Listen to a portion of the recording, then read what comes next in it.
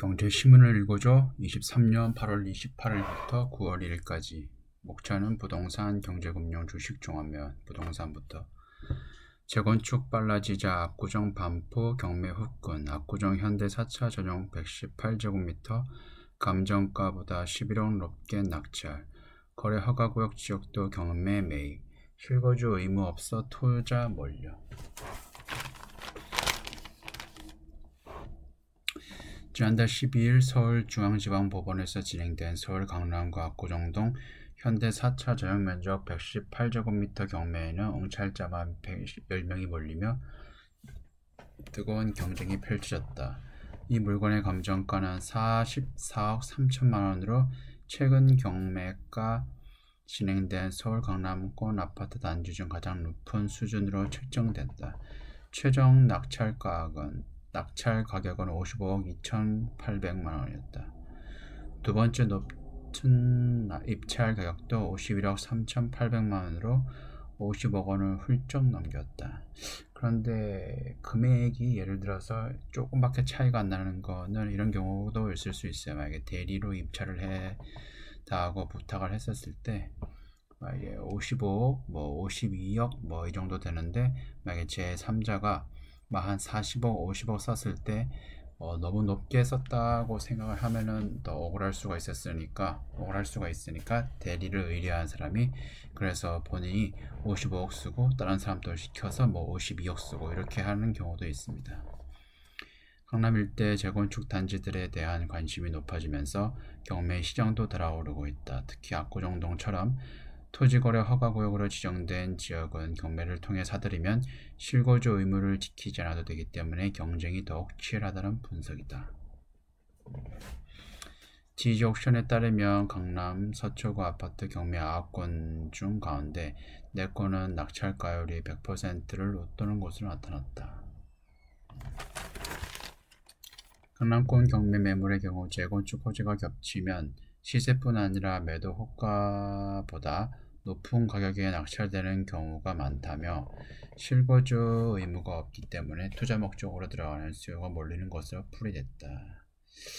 압구정 반포 이런 거는 일종의 실거주도 있지만은 필수제라기보다는 일종의 보석 같은 거라고 해야 되나? 약간 그런 이미지로 생각하셔도 될 것 같습니다. 두 번째, 아파트 착공 절반 뚝. 3년 뒤 집값 불안. 1월에서 7월 인하가 더 30% 줄어. 미분양 큰 폭 줄고 있지만 향후 공급 부족 우려 반영. 공공 분양도 작년에 4분의 1 수준. 정부 때늦지 않게 지원할까. 미분양 주택이 점차 큰 폭으로 해소되고 있는 가운데 일각에선 이를 오히려 부정적 신호로 평가하고 있다. 시장이 신규 분양 주택 부족을 전망하면서 가격이 급등할 것이라는 예측에 미분양 물건이라도 사들이고 있다는 분석 때문이다. 31일 국토교통부 발표한 23년 7월 주택 통계에 따르면 전국 미분양 주택은 7월 말 기준 6만 3천 가구로 5개월째 감소하고 있다. 박학수 건대 겸임교수는 인허가 착공 등 주택 공급 선행 지표들이 워낙 부진하다며 이는 향후 주택 공급이 크게 부진할 것이라는 신호다. 가격이 급등하기 전 미분양이라도 신축 아파트를 구매하려는 수요가 커지고 있는 것으로 설명했다. 주택 인허가 착공은 주택 공급의 선행 지표다. 실제 입주가 이루어지는 2, 3년 뒤 공급 물량 부족에 따라 집값이 급등할 것이라는 우려가 나오고 있는 이유다.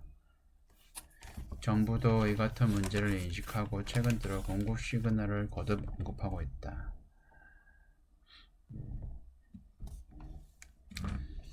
국토부도 공공부문 공급도 강조하고 있다. 그러나 실상은 공공 분양이 더욱 심각한 상황이다. 지난해 분양 물량 약 2만 가구의 4분의 1 수준에 불과하다. 향후 공급 여력도 불확실하다. LH에 따르면 올해 인허가 실적은 5,117가구로 연간 계획량의 9% 수준에 머물러 있다. 경제금융 주식 코스닥 대형주가 소형주보다 더 널뛴다. 월 시총 상위 100위 변동성 코스닥 소형주들보다 커져 큰손 대형주 쏠림 현상 반영. 코스피 100일에서 300위 중형주 투자자 관심 멀어져 무기력. 코스피 코스닥 양 시장에서 대형주 변동성이 중형주나 소형주보다 훨씬 큰 것으로 나타났다. 대형주가 시장에 오를 때 더 오르지만 내릴 때는 더 내린다는 뜻이다. 통상 대형주는 시가총액이 크기 때문에 변동성이 덜한 것으로 알려졌지만 적어도 올해는 대형주가 중소형주보다 출렁임이 심해 투자에 주의가 필요하다는 분석이다. 대부분 에코프로, 에코프로비엠 이치전지 때문에 그런 것 같습니다.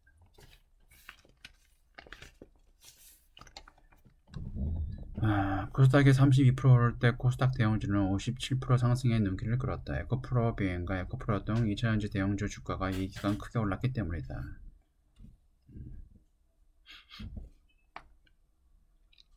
최근 한 달간 코스피는 마이너스 4%, 코스닥은 마이너스 3%의 조정을 겪고 있다.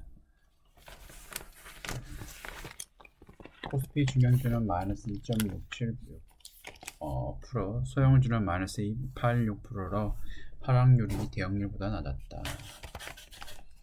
양시장에서 시장이 어중간한 중형주가 고전하는 것도 눈에 띈다.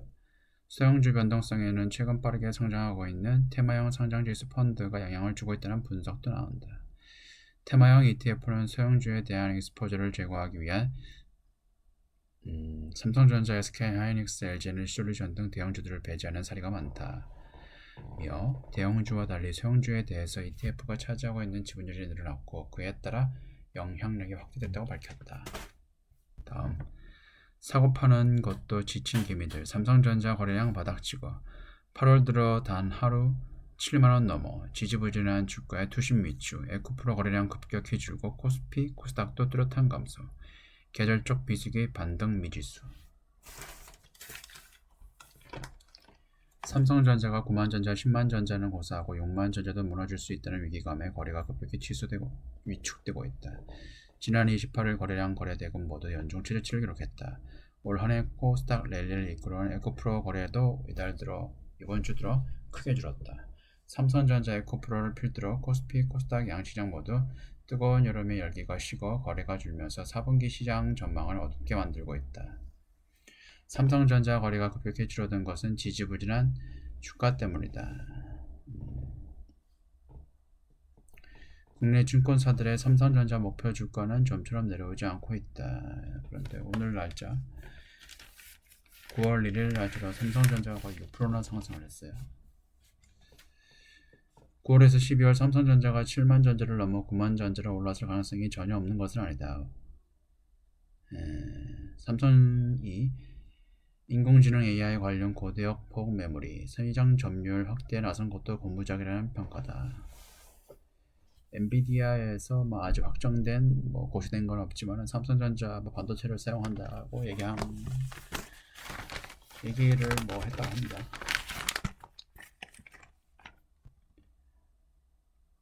한국거래소에 따르면 양시장의 일평균 거래량은 지난 4월 24억 주의 정점을 찍은 후 가파른 하락 추세다. 이달 들어서도 29일까지 일평균 양시장 거래량이 17억 주에 그친다. 찬바람이 불기 시작하면 대주주 양도소득세 회피 물량이 나올 수 있어 증시에 부담을 줄 수 있다.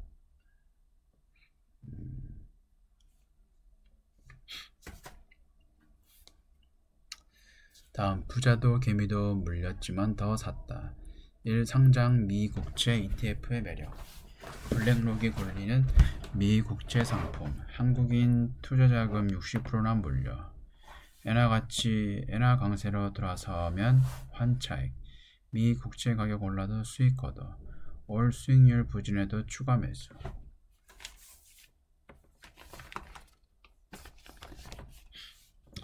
부자들이 물려도 또 사는 종목이 있어 금융 투자 업계에서 화제를 모으고 있다. 부자들의 움직임에 투자 규모가 작은 투자자까지 가세하면서 총 투자금이 점점 불어나는 형세다.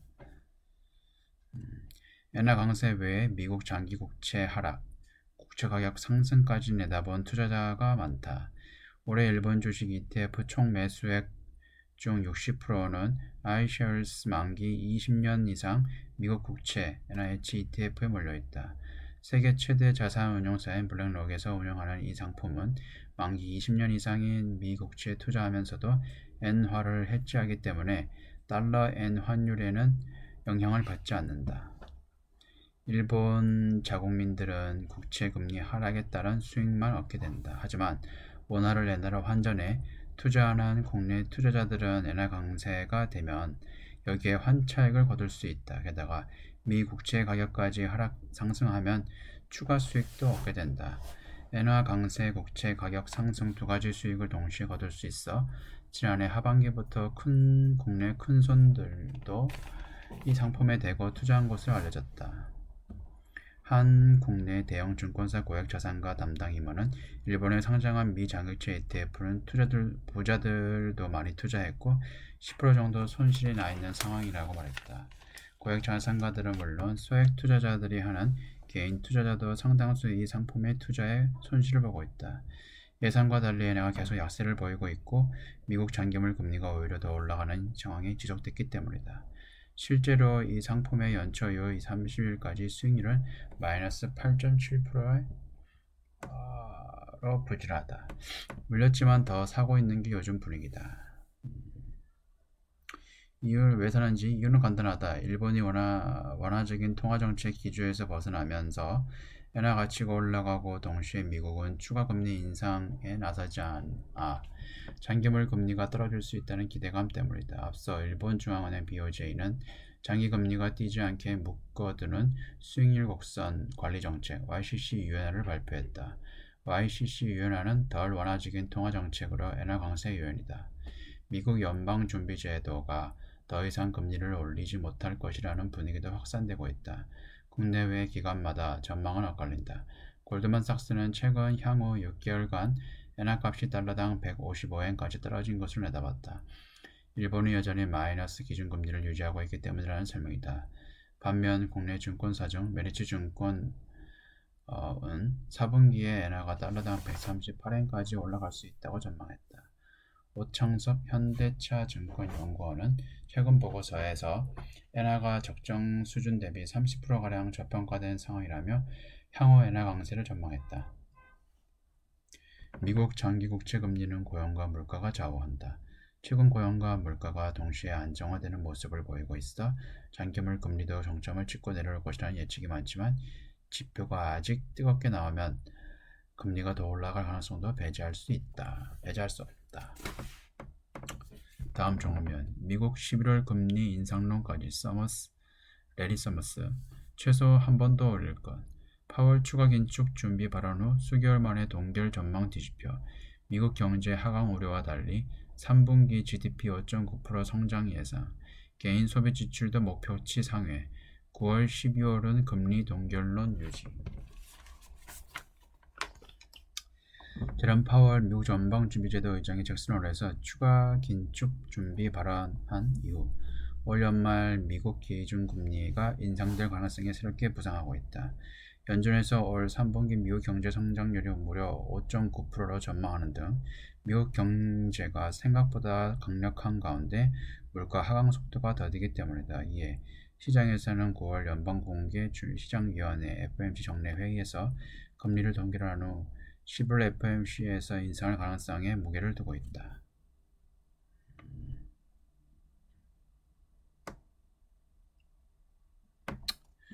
페드 웨치에 따르면 이날 파월 의장 발언 이후 9월 FOMC에서 기준금리가 동결될 확률은 전과 같다 80.5% 유지된 반면 11월 FOMC 기준금리 동결 확률은 50.3%에서 40.4%로 기준금리가 인상될 확률이 49.9%로 상승했다.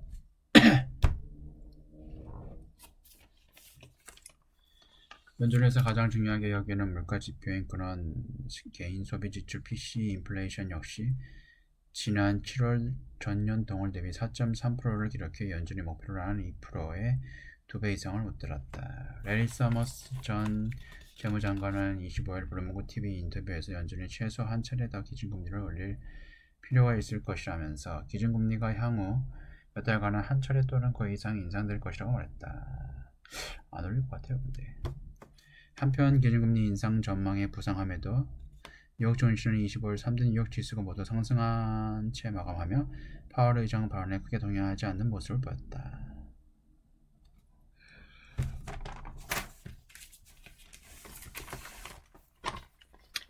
다음 한풀 꺾기 미국 고용시장 추가금리 인상론 쏙 들어가.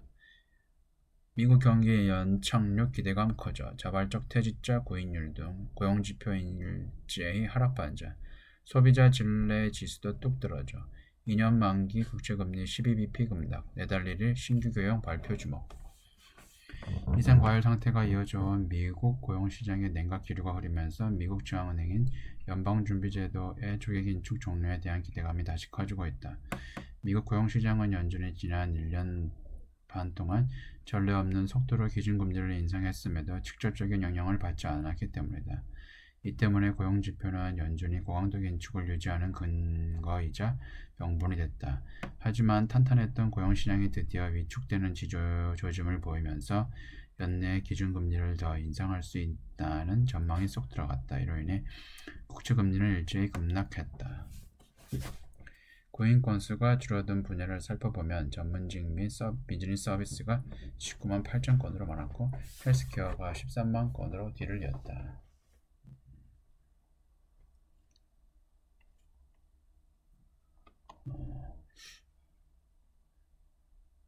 기준금리에 가장 민감하게 반응하는 2년 만기 국채금리는 이날 무려 12bp 급락해 4.89%를 기록했다. 장기금리 기준이 되는 10년 만기 국채금리 역시 8bp 떨어진 4.13%로 낮아졌다. 아직까지 장단기 역전차가 그래도 많이 났네요. 0.7% 정도.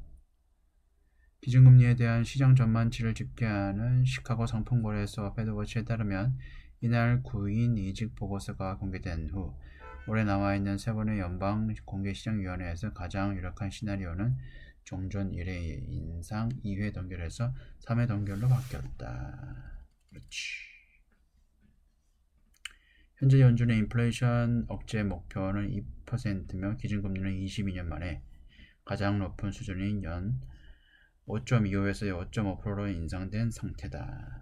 22년 만에 가장 높네. 저금리 시대의 종말, 중금리 시대. 잃어버린 53년 엔화 구매력 날개 없는 추락. 7월 실질 환율 1970년 수준으로 초장기 디플레 돈풀기 계속. 엔화값 절정 대비 60% 전락. 에너지 식료품 수입값 들썩. 1가계 지출 170만원씩 증가. 수출도 기대만큼 안 늘어. 달러 등 주요 통화 대비 엔화의 구매력이 53년 만에 최저 수준으로 떨어졌다. 30년 가까이 지속된 디플레이션과 엔저가 주 원인으로 꼽힌다. 엔화 구매력 하락은 에너지 등 수입품 가격 상승으로 이어져 일본 국민의 가격 부담을 키우고 있지. 실질 실효 환율 지수는 물가 변동과 무역량 등을 고려해 통화의 상대적 가치를 산출한다. 구매력 저하로 크게 영향을 받은 것은 수입 물가다. 물건을 수입할 때 비용이 늘어 수입 가격이 상승하기 때문이다. 니케이에 따르면 최근 엔화를 기반으로 한 수입 물가 지수는 전년 대비 하락세에 돌아섰지만 엔저가 본격화하기 전인 2021년 말과 비교하면 10% 하락은 높다.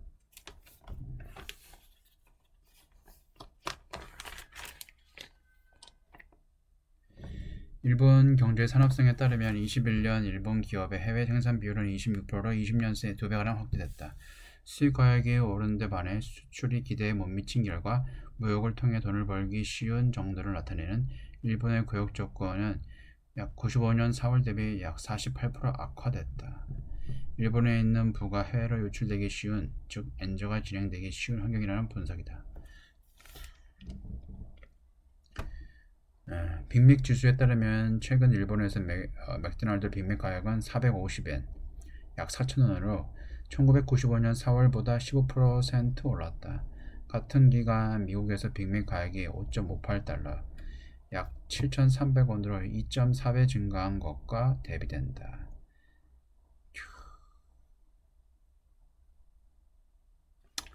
네, 이번 주는 여기까지고요. 지금까지 시청해주셔서 감사합니다.